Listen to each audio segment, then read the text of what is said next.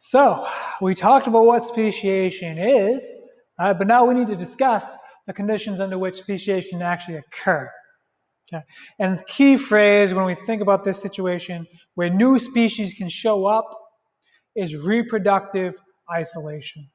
Okay? I need two separate populations that are reproductively isolated from one another. They are not allowed to mate with one another. There must be no gene flow between these two populations for a very extended amount of time. Right? Talking generations upon generations upon generations, these two populations must be separated. Okay? If the populations were permitted to mate, even every once in a while, right, that gene flow, that exchange of genetic information will prevent speciation. Because if you think back to what we just talked about in the speciation video over there, right? Speciation occurs through the accumulation of different mutations. Right?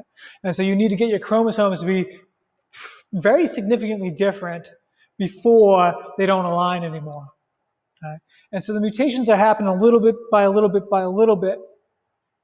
And so they're building up over time. Okay? Building up, building up, building up, building up. If you exchange genes between the two populations, you trade those mutations, right? And so those little changes aren't enough to add up. Okay?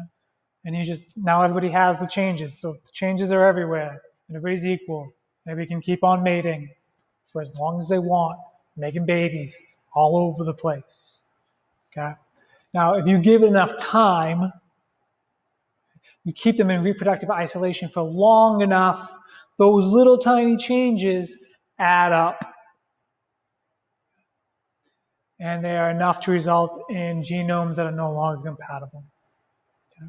So in order for speciation to occur, you need to have reproductive isolations of at least two populations. Okay? Bye.